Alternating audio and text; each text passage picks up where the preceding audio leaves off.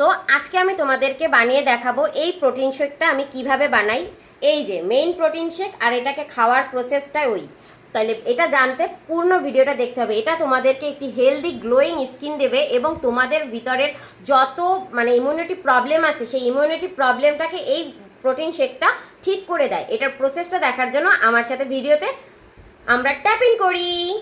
আমাদেরকে নিতে হবে একটা গাজরের 4 ভাগের 1 ভাগ, একটা বড় গাজরের এইরকম একটা অংশ আমরা কেটে নিয়েছি। এইটুক একটা বড় গাজরের 4 ভাগের 1 ভাগ, বা আপনারা যদি ছোটো গাজর নেন সেক্ষেত্রে অর্ধেক। তারপরে হচ্ছে গিয়া একটা লেবুর অর্ধেক করে সেই লেবুটার আমরা ছোলা ফেলে দেবো। ছোলা মাঝখান দিয়ে ফালি কেটে ছোলাটা এভাবে করে ফেলে দিয়ে ভিতরের অংশটা শুধু নেব। তারপরে হচ্ছে আমরা এখানে কমলা লেবু নিয়েছি, সেম প্রসেসে আমরা এটার এই ছোলা কেটে ভিতর থেকে কমলা লেবুটাকে এভাবে নিয়েছি, মাঝখান থেকে হাফ নিয়ে একটা কমলা লেবুর হাফ আমরা এখানে নিয়েছি।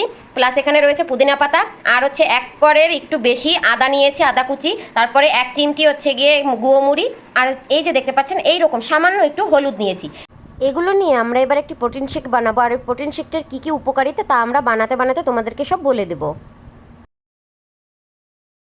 আর আপনারা চাইলে এটার সাথে বিট অ্যাড করতে পারেন। আমি এটার সাথে বিটও অ্যাড করি, কিন্তু আজকে আমি বিটটা অ্যাড করি নাই।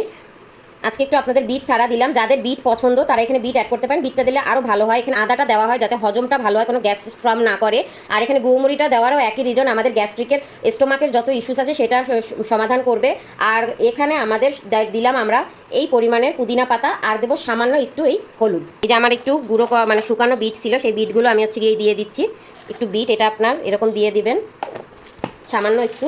এবার আমি এর সাথে একটু জল অ্যাড করব, সামান্য পরিমাণ জল দিলাম, জাস্ট এটা ব্লেন্ড হতে পারে যাতে ভালোভাবে। তো এটাকে এবার আমি ব্লেন্ডিংয়ে নিয়ে দেবো।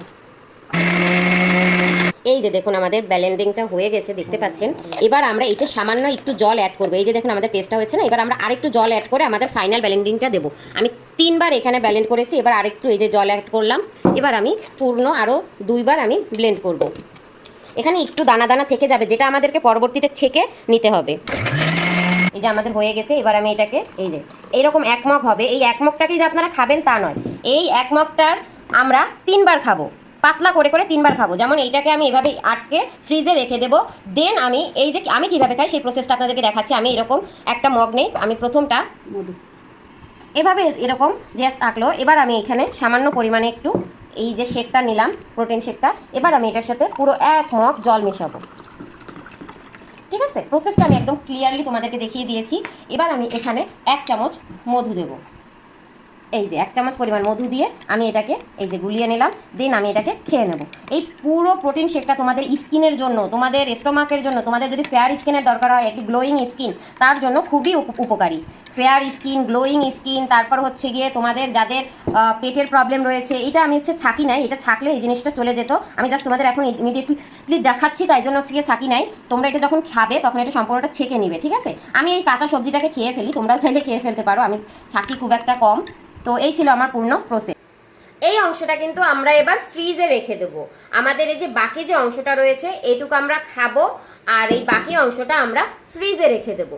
দেন আমরা এটাকে দিনে 3টা ভাগে খেয়ে নেব। ঠিক আছে, 3টা ভাগে করে আমরা একটা নির্দিষ্ট টাইম করে নেব, বা যখন তোমাদের খেতে ইচ্ছা করে 3টা টাইম ফিক্সড করে সেই 3টা টাইমে তোমরা এই প্রোটিন শেকটাকে আলাদা আলাদা করে খেয়ে নেবে।